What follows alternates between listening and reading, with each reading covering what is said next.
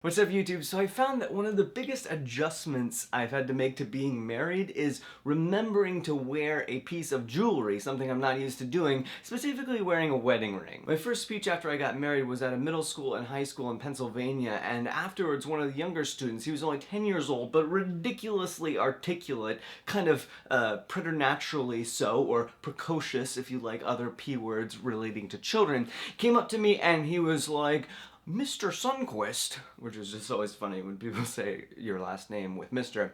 "Mr. Sundquist, you said in your speech that you just got married 2 weeks ago, but I noticed that you're not wearing a wedding ring." And I was like, "You're 10 years old, how did you notice that?" And he's like, "Well, my father often forgets to wear his wedding ring, and my mom is not pleased about that, so you should do a better job remembering." Called out by a 10-year-old. So the week after that I was speaking in Canada, and I did remember to bring the ring, but somehow lost it in the airport,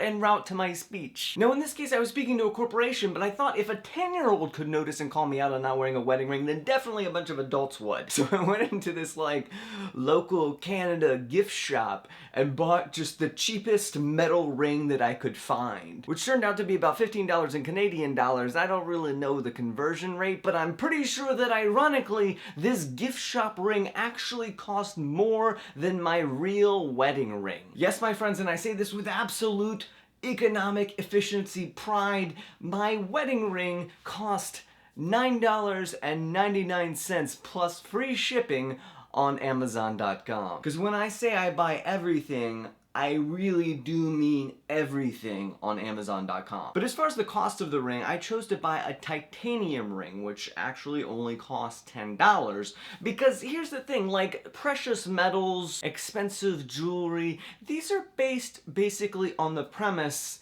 that you should pay more because this stuff is statistically unlikely to be found if you start digging in the dirt. So it's like, okay, for $10 I can get titanium, which is essentially indestructible and almost unscratchable, or for hundreds or even thousands of dollars I can get gold or platinum, and these things are somehow more valuable even though they scratch really easily and easily bend or fall apart. Probably not fall apart, but they're much softer metals than titanium. So I am in fact incredibly proud of my $10 titanium ring. Another great thing about having an inexpensive ring is that you can just replace it for only $10. I'm currently waiting on my replacement to arrive via mail, and right now I am wearing my silicone sports ring.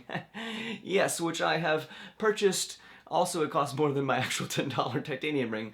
I have purchased to wear while I am playing sports, you know, practicing my trick shots and stuff. So if anyone sees me on the soccer field or the basketball court, they will know that I am in a committed lifelong relationship. Now, I should say that on this point, Ashley and I are totally different people. She has a much greater appreciation of jewelry and aesthetic beauty. In fact, for her wedding ring, she chose a gold ring with 6 small diamonds planted in it, which actually fits around the center stone of her engagement ring like so. As you can imagine, that ring was way more expensive than my personal wedding ring, but I'm more than happy to buy that for her because that's what she values and that's what she wants to see on her finger to represent our relationship. And that's something that I think is cool about our relationship, is that we're totally different individuals, right? I really value economic efficiency and she really values aesthetics and beauty and symbols that have a lot of meaning. So when it came to choosing wedding bands, we obviously had totally different preferences on what we were looking for, but we each supported the other person in what they wanted because, hey,